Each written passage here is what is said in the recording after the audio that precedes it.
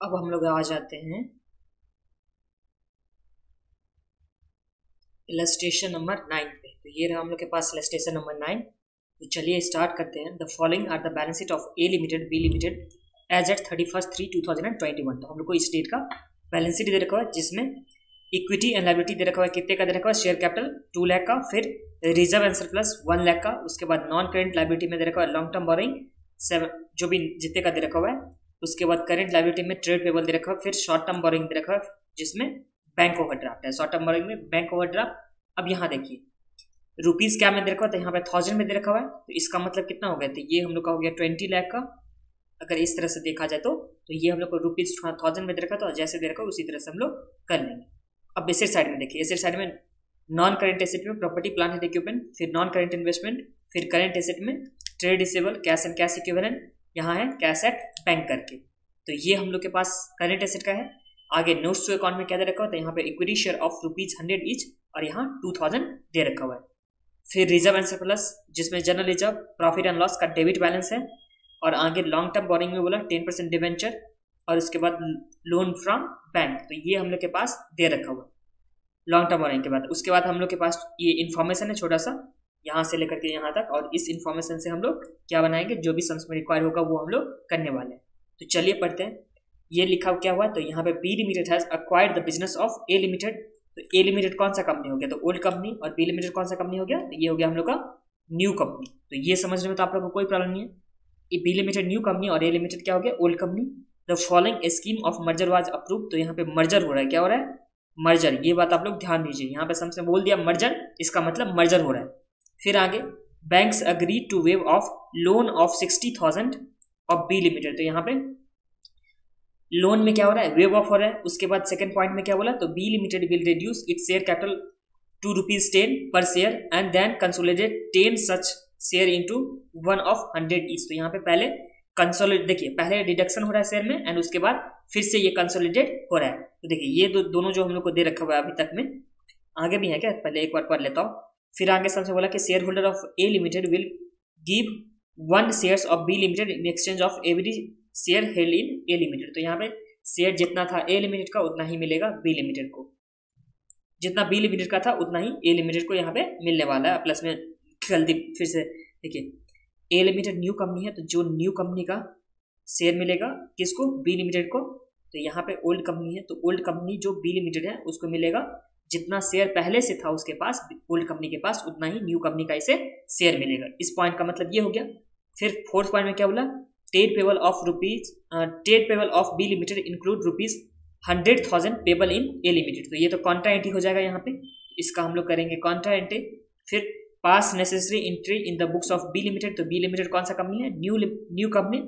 और उसके बाद क्या बोला? Prepare balance sheet after merger. हम लोग को जनरल एंट्री भी बनाना है, उसके बाद हम लोग का मर्जर का जनरल एंट्री भी हम लोग को करना, बैलेंस शीट भी बनाना है। पहले जनरल एंट्री उसके बाद बैलेंस शीट। अब ध्यान दीजिए, ये जो हम लोग का फर्स्ट पॉइंट और ये जो क्या हुआ इसको, ये जो हम लोग का फर्स्ट पॉइंट हो गया प्लस में ये सेकंड पॉइंट हो गया, ये दोनों क्या हो जाएगा? ये दोनों हम लोग का हो जाएगा इंटरनल रिकंस्ट्रक्शन चैप्टर का। जो नेक्स्ट चैप्टर हम लोग पढ़ने वाले थे उसका ये 2 पॉइंट दे रखा है, बट हम लोग यहाँ पे समझ लेंगे। एक बार के लिए आप लोग समझ लीजिएगा और जैसे इंटरनल रिकंस्ट्रक्शन कंप्लीट हो जाएगा तो आप लोग को ये दोनों पॉइंट एकदम बहुत ही अच्छे से कंप्लीट हो जाएगा। तो चलिए स्टार्ट करते हैं। कॉपी में आ जाइए। सबसे पहले हम लोग क्या निकालते हैं? तो परचेज कंसिडरेशन। कैलकुलेशन और परचेज कंसिडरेशन से पहले इलस्ट्रेशन नंबर कौन सा है? 9 नंबर है। तो चलिए 9 नंबर लिखते हैं। Calculation of purchase consideration. Net payment method से करेंगे बिकॉज यहाँ पे इंफॉर्मेशन दे रखा है। तो पेमेंट टू, फिर पेमेंट इन, उसके बाद वर्किंग, उसके बाद क्या लिखेंगे हम लोग? अमाउंट लिखेंगे। तो इक्विटी शेयर होल्डर वाले को मिल रहा है इक्विटी शेयर, और कितना मिल रहा है? तो जितना ओल्ड कंपनी के पास था उतना ही न्यू कंपनी का मिलेगा ओल्ड कंपनी को। तो यहाँ पे ओल्ड कंपनी के पास कितना शेयर था? ओल्ड कंपनी तो ए लिमिटेड हो गया ना, ए लिमिटेड ओल्ड कंपनी और बी लिमिटेड न्यू कंपनी। तो इसके पास शेयर कितना था? तो ये इसके पास था 20 का शेयर था। बट देखिए यहाँ पे शेयर इसके पास कितने का था? तो यहाँ पे 2000 का शेयर था एक बार के लिए आपको बता रहा हूं, 2000 का इसके पास शेयर था। ओके, अब 2000 ये था 1000 में, मतलब 20 लाख का इसके पास शेयर था, 20 लाख का शेयर हो गया। अब ध्यान दीजिए 2000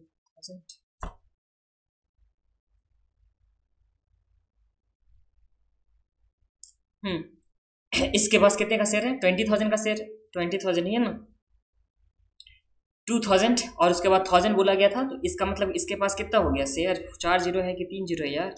3 जीरो है, तो ये 00 3 जीरो गया, 10 जीरो गया। हाँ, 20 लाख का इसके पास क्या है? शेयर है 20 लाख का। अब इस 20 लाख का शेयर में क्या हुआ? तो सबसे पहले ये जो था 20 लाख का शेयर, इसमें क्या हो रहा है? तो यहां देखिए सम्स में क्या बोला है कि B limited has acquired the business of A limited और after the following scheme of merger was approved. उसके बाद क्या बोला? बैंक्स एग्रीड टू, फिर B limited reduce its, B limited का रिड्यूस हो रहा था, यहाँ पे ए लिमिटेड के बारे में तो कुछ बोला ही नहीं। तो यहाँ देखिए इतना शेयर था, 20 लाख का यहाँ पे शेयर था। अगर नंबर ऑफ शेयर किया जाए, इसमें नंबर ऑफ शेयर किया जाए, अगर 1000 में ही करते हम लोग, तो यहाँ पे 2000 पहले से है, उसमें एक शेयर का प्राइस कितना है? तो एक शेयर का प्राइस 100 है। ये रहा ना हम लोग के पास 100 एक शेयर का प्राइस, ये 100 रहा ना, तो इसलिए हम लोग 100 से डिवाइड करेंगे, तो ये हम लोग का कितना आ जाएगा? 20 आ जाएगा। नंबर ऑफ शेयर में कितना आ जाएगा? 20 आ जाएगा। वर्किंग में लिखिए 20 और इंटू एक शेयर के लिए प्राइस कितना था? 100 था, तो 20 इंटू 100, तो ये कितना आ जाएगा हम लोग का? 2000। ये समझने में तो आप लोग को कुछ भी प्रॉब्लम नहीं है। परचेज कंसिडरेशन देखिए, इक्विटी शेयर होल्डर वाले को इक्विटी शेयर मिल रहा है और जितना नंबर ऑफ शेयर था उतना ही नंबर ऑफ शेयर मिला, और यहाँ पे 100 करके एक शेयर को मिल रहा है। तो ये हम लोग का फर्स्ट हो गया परचेज कंसिडरेशन के लिए कैलकुलेशन। अब आ जाइए जनरल एंट्री बनाते हैं, तो चलिए स्टार्ट करिए जनरल एंट्री के लिए। अब ध्यान दीजिए, हम लोग का फर्स्ट परचेज कंसिडरेशन का जो था वो क्लियर हो गया। अब जनरल एंट्री में जैसे जैसे हम लोग का पॉइंट दे रखा हुआ उस तरह से हम लोग आगे बढ़ते जाएंगे। तो फर्स्ट पॉइंट में देखिए, bank agreed to waive off कितना? 60,000 of B limited.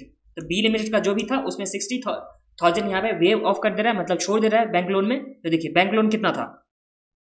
Loan from bank कितना है? 250 है, उसमें से 60 तो क्या हो जाएगा? लेस हो जाएगा। तो चलिए लोन फ्रॉम बैंक को डेबिट कीजिए फर्स्ट एंट्री में, बिकॉज ये वेव ऑफ हो रहा है, मतलब लोन फ्रॉम बैंक क्या हो जाएगा? कम हो जाएगा। और कम कैसे करेंगे? तो इसे हम लोग डेबिट करके, तो लोन फ्रॉम बैंक, ये तो हम लोग का लायबिलिटी था ना, जब लायबिलिटी को हम लोग डेबिट करते हैं तो इसका बैलेंस कम हो जाता है।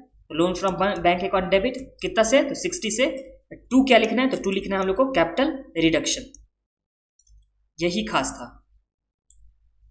2 कैपिटल रिडक्शन, ये कितना आ जाएगा? 60, और being bank loan wave of, ये हम लोग का हो जाएगा नारेशन। अब सेकेंड एंट्री देखिए, ये फर्स्ट एंट्री में आप लोगों को कुछ प्रॉब्लम है, ये इंटरनल रिकंस्ट्रक्शन था। तो जिस टाइम अगर इंटरनल रिकंस्ट्रक्शन में अगर कुछ भी लायबिलिटी वेव ऑफ होता है, तो हम लोग जो लायबिलिटी वेव ऑफ होता है, मतलब लायबिलिटी को कम करना होगा, तो लायबिलिटी क्रेडिट होता है हमेशा बैलेंस, और उसको डेबिट करेंगे तो कम हो जाएगा।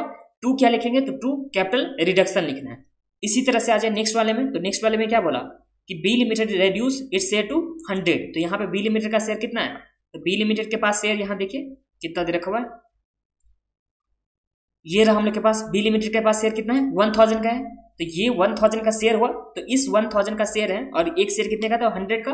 तो ये जो 100 का शेयर है उसे क्या जा रहा है? तो वहां पे 100 के शेयर को 10 में लेके आ जा रहा है, और बाकी और कंसोलिडेट, उसके बाद क्या बोला यहाँ पे कि कंसोलिडेट करना है 10 शेयर इंटू 100 शेयर। तो पहले रिड्यूस करके कितना मिलाया? 10 मिलाया। तो ये देखिए यहाँ पे एंट्री बना लीजिए पहले, उसके बाद बता रहा हूँ। Equity share capital account debit, because equity share capital तो कम हो रहा है ना, 1000 से इक्विटी शेयर कैपिटल 1000 से यहां दे रखा हुआ था, ये रहा हम लोग के पास 1000 का इक्विटी शेयर कैपिटल। अब 2 इक्विटी शेयर कैपिटल जो 10 ईच वाला होगा, रुपीज 10 ईच वाला। अब ध्यान दीजिए, ये हम लोग का 1000 क्या दे रखा हुआ है? नंबर ऑफ शेयर दे रखा हुआ है। इसमें अगर हम लोग नंबर ऑफ शेयर देखेंगे तो यहाँ पे कितना आ जाएगा? 10 आ जाएगा हम लोग का नंबर ऑफ शेयर में। और देखिए 10 आ गया नंबर ऑफ शेयर में, और एक शेयर को कितना में ले गया है यहाँ पे? तो यहाँ पे एक शेयर को 10 में लेके गया है, तो यहाँ पे 10 इंटू 10 कितना हो जाएगा? तो ये हम लोग का हो जाएगा 100। तो बचा हुआ 900 क्या हो जाएगा? तो ये जाएगा हम लोग का ट्रांसफर हो जाएगा कैपिटल रिडक्शन में, ये बचा हुआ 900 चला गया। अब एक बार फिर से आप लोग सुन लीजिए, इक्विटी शेयर कैपिटल हम लोग जितने से था उतना से डेबिट कर दिए, फिर इक्विटी शेयर कैपिटल कितना से किया? 10 से। अब नंबर ऑफ शेयर कितना हो जाएगा? तो नंबर ऑफ शेयर 10 होगा, ये आप लोग को दिखा दिया हूँ। और एक शेयर 10 का है तो 10 इंटू 10 कितना हो गया, 100 हो गया। तो बचा हुआ 900 क्या होगा, तो ये चला जाएगा कैपिटल रिडक्शन में। अब ध्यान दीजिए, ये तो इक्विटी शेयर कैपिटल 10 का यहाँ पे किया हूँ। अब थर्ड एंट्री में ये जो 10 का इक्विटी शेयर कैपिटल किया हो, इसे भी कैंसिल करके अब हम लोग को 100 में करना है। तो जब भी हम लोग को कैंसिल करना होता है तो इक्विटी शेयर कैपिटल एक और डेबिट, और यहाँ 100 हो जाएगा ब्रैकेट में, सॉरी 10 हो जाएगा, जो 10 यहाँ पे था 10 हो गया। इसको डेबिट करना है जो यहाँ पे था, और 2 करना है फिर से इक्विटी शेयर कैपिटल, और इसमें कितना करना है, तो ब्रैकेट में 100 करना है, बिकॉज 10 को हम लोग 100 में कन्वर्ट कर रहे हैं। तो ये तो आप लोग एंट्री करना ही होता है, बिकॉज एक बार हम लोग इक्विटी शेयर कैपिटल को कैंसिल करेंगे एंड फिर से वही इक्विटी शेयर कैपिटल हम लोग दे देंगे। पहले कितना से था, 10 से था, अब कितना से हो जाएगा, 100 से हो जाएगा। तो ये 3 एंट्री आप लोग को एक बार फिर से बता दे रहा हूँ। तो फर्स्ट एंट्री में क्या था कि यहाँ जो भी लायबिलिटी था, जो अगर लायबिलिटी वेव अप होता है, इसका मतलब लायबिलिटी को डेबिट करना है, कैपिटल रिजर्व को क्रेडिट करना है। फिर सेकंड में क्या बोला, यहाँ पे इक्विटी शेयर कैपिटल को रिडक्शन हुआ था, तो इसलिए equity share capital account debit जितना से हुआ था, फिर इक्विटी शेयर कैपिटल जितना पे रिडक्शन होकर के हो गया। देखिए ये तो पहले 100 का था ना, ये था हम लोग का 100 का वैल्यू का, और ये 100 के वैल्यू का सिर्फ और सिर्फ 10 का वैल्यू रह गया, और जो 90 का बचा वो क्या हो गया, तो यहाँ पे कैपिटल रिडक्शन में चला जाएगा, बिकॉज इसका रिडक्शन हुआ था 10 इंटू 90। और उसके बाद क्या बोला, यहाँ इक्विटी शेयर कैपिटल जो 10 का था, यहाँ पे इस केस में ही इसे 100 में लेके आना है। तो यहाँ पे 10 को डेबिट कर देंगे और 100 को क्या कर देंगे, क्रेडिट कर देंगे। और इसी के साथ हम लोग का ये जनरल एंट्री जो बिना किसका अमलगमेशन का था वो कंप्लीट हो गया। अब आ जाइए, अब तो सिर्फ एक ही जनरल एंट्री 4th नंबर पे करना है, वो तो बाद में करना होता है। तो चलिए बिजनेस परचेज अकाउंट से स्टार्ट करते हैं। आ जाइए, 4th नंबर पे क्या करना है हम लोग को, बिजनेस परचेज अकाउंट डेबिट। अब हम लोग बना रहे हैं जो अमलगमेशन का एंट्री था वो, तो बिजनेस परचेज नहीं है, मर्जर है, तो बिजनेस मर्जर अकाउंट डेबिट।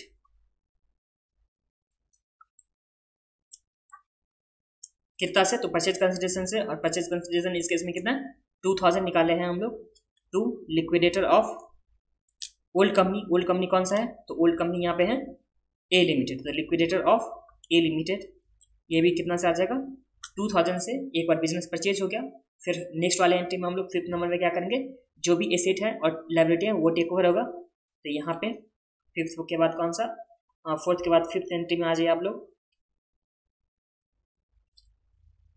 तो कौन कौन सा एसेट है, सबसे पहले वो हम लोग यहाँ करेंगे, एसेट साइड में आ जाइए। तो सबसे पहले प्रॉपर्टी प्लांट एंड इक्विपमेंट है, तो ये लिखिए प्रॉपर्टी प्लांट एंड इक्विपमेंट, ये डेबिट हो जाएगा कितने से, इसका अमाउंट दे रखा हुआ हम लोग के पास 2700, तो 2700 से डेबिट हो गया। उसके बाद है नॉन करेंट इन्वेस्टमेंट जो है 700 से, तो non current investment, non current investment में क्या दे रखा हुआ है, एक बार चेक ही कर लेता हूँ। चलिए नहीं दे रखा हुआ, इसका मतलब मानेंगे नॉन करेंट इन्वेस्टमेंट जो भी है, तो वही डेबिट, ये था 700 से। अब इन्वेस्टमेंट के बाद क्या है, ट्रेड रिसीवेबल, तो ट्रेड रिसीवेबल है, और उसके बाद है कैश एंड कैश इक्विवेलेंट। तो यहाँ लिखे ट्रेड रिसीवेबल कितने से हैं, तो ट्रेड रिसीवेबल है 400 से, तो यहाँ 400 हो जाएगा। और कैश एंड कैश इक्विवेलेंट है, कैश एंड कैश इक्विवेलेंट, ये भी डेबिट हो जाएगा, कितने से दे रखा हुआ कैश एंड कैश इक्विवेलेंट, तो ये है 250 से, ये हो गया 2। अब 2 में क्या लिखना है, तो 2 में हम लोग को लिखना है जो भी लायबिलिटी है, तो लायबिलिटी में आ जाइए बैंक ओवरड्राफ्ट, तो है ही नहीं इसमें, ट्रेड पेबल है 300 से, तो 2 ट्रेड पेबल, ये आ जाएगा हम लोग का 300 से, और ये ट्रेड पेबल हम लोग का 300 से हो गया। उसके बाद लॉन्ग टर्म बोरिंग के लिए हम लोग को नोट्स दे रखा हुआ है, तो लॉन्ग टर्म बोरिंग में यहाँ दे रखा हुआ है लोन फ्रॉम बैंक, और उसके बाद लोन फ्रॉम बैंक प्लस में है 10% डिवेंचर, तो यहाँ 2 10% डिवेंचर सबसे पहले, ये है 500 का, और 2 लोन फ्रॉम बैंक जो ए लिमिटेड का कितना दे रखा हुआ है 250, तो यहाँ पे ए लिमिटेड का आ जाएगा 250, और 2 बिजनेस मर्जर, ये आ जाएगा हम लोग का परचेज कंसिडरेशन से। अगर कुछ भी बैलेंसिंग फिगर होता है मर्जर के केस में, तो हम लोग जर्नलिज्म में ट्रांसफर करते हैं। तो आ जाइए कितना आता है, मेरा कैलकुलेटर, तो ये हो गया 2700 प्लस 700 प्लस 400 प्लस 250 -300 -500 -250 -2000। तो यहाँ 1000 का बैलेंसिंग फिगर आ रहा है जो क्रेडिट साइड में शॉर्टेज है। तो क्रेडिट साइड में शॉर्टेज हो या डेबिट साइड में शॉर्टेज हो, अगर मर्जर का केस होता तो उस केस में हम लोग को जर्नलिज्म में लिखना होता है। यहाँ पे जर्नलिज्म लिख दीजिए, कितना से, यहाँ लिख दीजिए 1000 से। यहाँ तक तो आप लोगों को कुछ भी प्रॉब्लम नहीं है। देखिए फर्स्ट एंट्री हम लोग किए थे बिजनेस मर्जर का, सेकेंड एंट्री किया है जो भी एसेट टेक ओवर हुआ, जो भी लाइबिलिटी यहाँ पे टेक ओवर हो रहा है उसका हम लोग किए एसेट लाइबिलिटी, और उसके साथ रिजर्व भी अगर जो कुछ भी था उसे टेक ओवर करना था। तो यहाँ पे हम लोग को रिजर्व दे ही रखा हुआ था, यहाँ बैलेंसिंग फिगर नहीं आएगा, जो भी था रिजर्व वही रिजर्व हो जाएगा। बिकॉज मर्जर के केस में आप लोग याद रखिएगा कि मर्जर के केस में हम लोग रिजर्व को भी टेक ओवर करते हैं, मर्जर के केस में रिजर्व को भी टेक ओवर करते हैं। एक बार फिर से मर्जर के केस में रिजर्व को भी हम लोग टेक ओवर करते हैं। तो मर्जर तो हम लोग को यहाँ पे जनरल रिजर्व तो दे ही रखा हुआ था 1000, तो यही जनरल रिजर्व आ गया और बैलेंसिंग फिगर कुछ नहीं आया। जनरल रिजर्व ये आ गया 1000 का, बैलेंसिंग फिगर इधर कुछ भी नहीं आया, ये बात आप लोग ध्यान में रखिए। फिर 6th नंबर एंट्री में यहाँ पे लिक्विडेटर को पेमेंट करेंगे, तो यहाँ लिखिए liquidator of A limited debit to, इससे क्या दिया जा रहा था, तो लिक्विडेटर को इक्विटी शेयर ही दिया जा रहा था। तो इक्विटी शेयर कैपिटल जो हो जाएगा 2000 और यहाँ भी हो जाएगा 2000 से, क्योंकि यहाँ पे कुछ भी क्या नहीं बोला था कि सिक्योरिटी प्रीमियम के बारे में नहीं बोला था। बिकॉज यहाँ पे 100 का जो इक्विटी शेयर कैपिटल था वही 100 का यहाँ पे मिला था, तो इसके वजह से यहाँ पे सिक्योरिटी प्रीमियम कुछ भी नहीं आएगा। फिर 7th एंट्री में आ जाइए। 7th एंट्री में हम लोग को क्या यहाँ दे रखा हुआ था, जो लास्ट वाले पॉइंट दे रखा हुआ था कि ट्रेड पेबल में 1000 का क्या है इंक्लूडेड है, तो इसे करते हैं ट्रेड पेबल अकाउंट डेबिट 100 से टू ट्रेड रिसीवेबल, ये भी कितना से आ जाएगा हम लोग का 100 से हो जाएगा। और इसी के साथ ये जनरल एंट्री हम लोग का कंप्लीट हुआ। ये बहुत ही छोटा सा सम्स था, बहुत ही इजी सम्स था, बस आप लोग को ध्यान में देना था 3 जनरल एंट्री। तो 3 जनरल एंट्री में क्या क्या दे रखा हुआ था कि एक बार हुआ था लायबिलिटी में वेव ऑफ हुआ था, एक बार इक्विटी शेयर को यहाँ पे किया गया था, तो रिडक्शन किया गया था इक्विटी शेयर कैपिटल में, और उसके बाद उस रिडक्शन करने के बाद फिर से कंसोलिडेट किया गया था। तो ये 3 एंट्री हम लोग का हो गया। उसके बाद तो नॉर्मल जो business merger account debit liquidator, फिर जो भी एसेट था जो भी लायबिलिटी था, प्लस में रिजर्व, मर्जर का केस है इसलिए यहाँ पे रिजर्व भी क्या क्या ट्रांसफर किया गया। उसके बाद लिक्विडेटर को पेमेंट हुआ, लिक्विडेटर को सिर्फ और सिर्फ इक्विटी शेयर कैपिटल दिया गया, और उसके बाद ट्रेड पेबल ट्रेड रिसीवेबल ये कॉन्ट्रा एंट्री हो गया। और इसी के साथ ये सम हम लोग का कंप्लीट हुआ। बस बैलेंस शीट एक बार बना लीजिए, ये यहाँ बना लीजिए बैलेंस शीट आप लोग, ये रहा बैलेंस शीट रुपीस, और ये आ जाएगा नोट। तो इक्विटी एंड लायबिलिटी में सबसे पहले क्या आता है, शेयर होल्डर फंड। अब इस शेयर होल्डर फंड में सबसे पहला शेयर कैपिटल कितने से आ जाएगा, तो शेयर कैपिटल यहाँ देखिए कितने से दे रखा हुआ है। तो शेयर कैपिटल 2000 है ए लिमिटेड का, जो वहां पे मिला, सॉरी बी लिमिटेड का कितना है, तो 1000 है। बी लिमिटेड टेक ओवर कर रहा था, तो यहाँ पे 1000 प्लस में जनरल एंट्री से इक्विटी शेयर कैपिटल को देखना है। तो जनरल एंट्री से आ जाइए, देखते हैं। तो जनरल एंट्री से हम लोग को इक्विटी शेयर कैपिटल कितने का दे रखा है, 2000 का। तो चलिए ये भी हम लोग लिखेंगे 2000। तो 1000 प्लस 2000 दोनों मिलकर कितना हुआ। अच्छा, उससे पहले एक बार ध्यान दीजिए, न्यू कंपनी का हम लोग को शेयर कैपिटल कितना दे रखा था, ओल्ड कंपनी का 2000। तो ओल्ड कंपनी का तो हम लोग को लेना नहीं, न्यू कंपनी में कितना दे रखा था 1000। बट ये जो 1000 हम लोग को दे रखा हुआ है न्यू कंपनी का, ये 1000 तो यहाँ पे कैंसिल हो गया था ना, ये हम लोग के पास 1000 तो कैंसिल हो गया था। और यहाँ जो इक्विटी शेयर कैपिटल बना और सिर्फ कितने का बना, 100 का बना। तो ये बात आप लोग को यहाँ जनरल एंट्री से इक्विटी शेयर कैपिटल लेकर के आना, ये बात आप लोग को ध्यान में रखना है। तो चलिए यहाँ पे अब नीचे करते हैं, नीचे यहाँ कितना आ जाएगा, तो शेयर कैपिटल में सबसे पहले आ जाएगा 100 का, जो हम लोग के न्यू कंपनी का आ गया, न्यू कंपनी का। और ये कहां से आया, तो ये हम लोग का आया जनरल एंट्री से आ गया, ओके। प्लस में ओल्ड कंपनी का, तो ओल्ड कंपनी का भी हम लोग को जनरल एंट्री से आएगा, जो कितना आया था 2000, तो यहाँ पे आ जाएगा 2000, दोनों मिलकर कितना आ गया, तो 2100। तो ये तो शेयर कैपिटल का बात हो गया। फिर रिजर्व एंड सरप्लस में आ जाइए, रिजर्व एंड सरप्लस। तो इसमें रिजर्व एंड सरप्लस में सबसे पहले ओल्ड कंपनी का कितना दे रखा हुआ है, सॉरी ओल्ड बोल रहा हूँ, न्यू कंपनी का कितना दे रखा हुआ है। तो यहाँ पे न्यू कंपनी का रिजर्व एंड सरप्लस कितना है, 800 है नेगेटिव में, तो यहाँ पे -800। फिर जनरल एंट्री से चेक कीजिए कहाँ कहाँ रिजर्व एंड सरप्लस दे रखा हुआ है। तो देखिए फर्स्ट में कैपिटल रिडक्शन हुआ था, फिर सेकेंड में हम लोग का क्या हुआ था, कैपिटल रिडक्शन हुआ था, और उसके बाद थर्ड में क्या हुआ था, एंट्री हुआ था। बट एक एंट्री हम लोग को करना है, क्या करना है कि कैपिटल रिडक्शन का जो भी था, जो भी कैपिटल रिडक्शन होता है अमाउंट, उसे ट्रांसफर किया जाता है। उसे कहाँ ट्रांसफर किया जाता है, तो ये आप लोग देखिए लास्ट एंट्री में, 8th नंबर एंट्री में आप लोग देख लीजिए, क्या देखना है कि कैपिटल रिडक्शन अकाउंट का जो भी बैलेंस हुआ उसे ट्रांसफर करना होता है। अगर लॉसेस कुछ भी होता है तो लॉसेस के साथ उसे सेट ऑफ करना होता है। तो देखिए कैपिटल रिजर्व का सबसे पहले कितना बैलेंस दे रखा हुआ है, तो सबसे पहला यहाँ पे 60 है और यहाँ पे कितना है 900 है, तो कैपिटल रिजर्व कितने से होगा, हो जाएगा डेबिट, तो ये हो जाएगा 960 से। तो capital reserve account debit, capital reduction account debit हो जाएगा, कितने से हो जाएगा, तो ये हो जाएगा हम लोग का 960 से टू कैपिटल रिडक्शन को तो हम लोग डेबिट कर चुके। ट्रेड किसे करना है, तो अगर कुछ लॉसेस होता है तो उस लॉसेस को हम लोग को सेटअप करना है। तो लॉसेस के बारे में क्या दे रखा हुआ है यहाँ पे, तो रिजर्व एंड सरप्लस में हम लोग का प्रॉफिट एंड लॉस का डेबिट बैलेंस दे रखा हुआ है बी लिमिटेड का, तो इस लॉस को हम लोग सेट ऑफ करेंगे। तो to profit and loss account जो कितना है 800 का, और टू बचा हुआ कहाँ चला जाएगा, तो ये चला जाएगा कैपिटल रिजर्व में, तो ये आ गया हम लोग का 160 का कैपिटल रिजर्व में ट्रांसफर हो जाएगा। ये समझ में आ गया। तो अब इस टाइम में देखिए, इस टाइम में हम लोग को रिजर्व एंड सरप्लस कितना लेना है, तो इस टाइम में 800 तो रहा ही नहीं, 800 तो कैंसिल हो चुका है, तो कितना बचा हुआ है हम लोग का, तो ये बचा हुआ है 160 का, ये रहा इधर जो बचा कैपिटल रिजर्व 160 का, तो ये 160 हम लोग जनरल रिजर्व ले लिए। उसके बाद आ जाइए आप लोग, तो उसके बाद जनरल रिजर्व हम लोग को दे रखा हुआ 1000, जनरल रिजर्व 1000 है, तो 1000 को यहाँ पे ऐड कीजिए प्लस 1000, और तो कुछ नहीं था ना, एक बार फिर भी चेक कर लो। चलिए और कुछ नहीं था हम लोग का रिजर्व एंड सरप्लस में, तो रिजर्व एंड सरप्लस में दो ही आएगा, एक 160 आ गया न्यू कंपनी का, एंड ओल्ड कंपनी का 1000 आ गया जो जनरल एंट्री से हम लोग किए हैं, तो ये आ जाएगा 1160। रिजर्व एंड सरप्लस हो गया। सेकेंड पॉइंट में हम लोग को लिखना है, सेकेंड पॉइंट में क्या लिखना है, तो ये आ गया हम लोग का नॉन करेंट लायबिलिटी, तो यहाँ लिखिए नॉन करेंट लायबिलिटी, जिसमें कितना कितना दे रखा हुआ है, तो ये हम लोग को दे रखा हुआ है 750 और 450।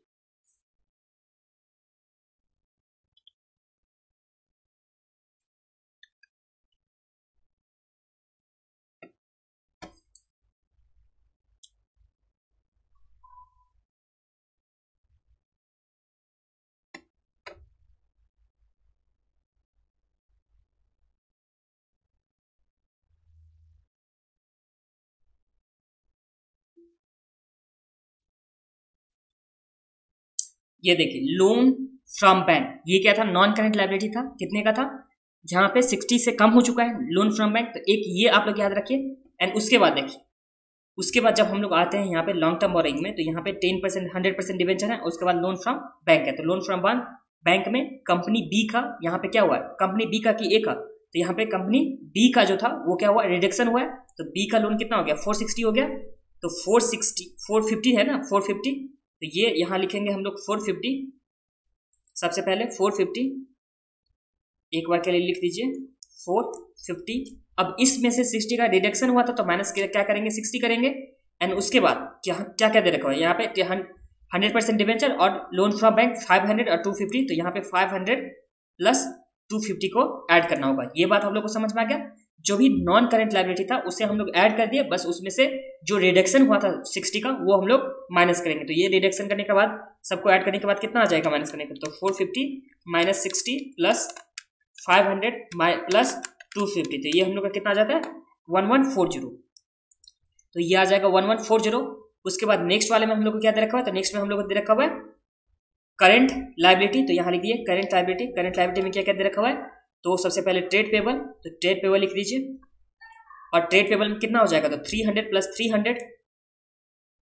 300 प्लस 300, और यहाँ पे 100 का क्या हुआ है कॉन्ट्राएंटी हुआ था trade payable to trade receivable, यहाँ 100 माइनस कर दीजिए, तो ये हम लोग आ जाता है 500, एंड उसके बाद दे रखा है हम लोग के पास बैंक ओवरड्राफ्ट जो है 50 का, तो यहाँ लिखिए बैंक ओडी जो है 50 का।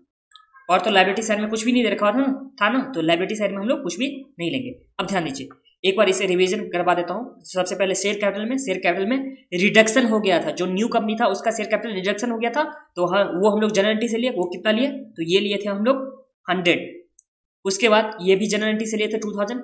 फिर रिजर्व एंड सरप्लस में, तो रिजर्व एंड सरप्लस में जो कैपिटल रिडक्शन था तो उस कैपिटल रिडक्शन को पहले कैंसिल किया जाता है जो भी लॉसेस होता है उसके साथ। ये हम लोग इंटरनल रिकंस्ट्रक्शन चैप्टर में पढ़ेंगे। और प्लस में इसमें हम लोग के जो न्यू कंपनी का ओल्ड कंपनी का जो रिजर्व एंड सरप्लस दे रखा था जनरल एंट्री में उससे।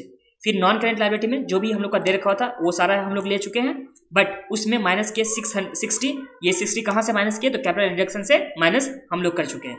फिर ट्रेड पेबल में एक कॉन्ट्रा एंट्री था, कॉन्ट्रा एंट्री माइनस कर चुके हैं, और उसके बाद जो भी दे रखा था वो हम लोग ले लिए हैं। तो इसे अगर ऐड करेंगे तो ये कितना आ जाएगा, तो 2100 प्लस 1160 प्लस 1140 प्लस 500 प्लस 50, तो ये हम लोग आ जाएगा 4950। ये लिख दीजिए 4950, ये हम लोग आ गया टोटल लायबिलिटी। टोटल लायबिलिटी हम लोग आ गया 4950। अब एसेट साइड में देख लीजिए। एसेट में फर्स्ट में क्या हो गया, non current asset.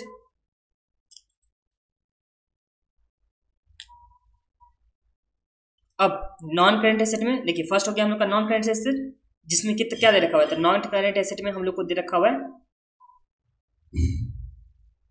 Property plant and equipment. तो यहां लिखिए प्रॉपर्टी, ए पॉइंट में कि प्रॉपर्टी प्लांट एंड इक्विपमेंट, ये कितने का आ जाएगा, तो देखिए यहाँ कितना देखा प्रॉपर्टी प्लांट एंड इक्विपमेंट 2700 और 850, तो ये लिखिए 2700 प्लस 850, ऐड कीजिए कितना होता है 2700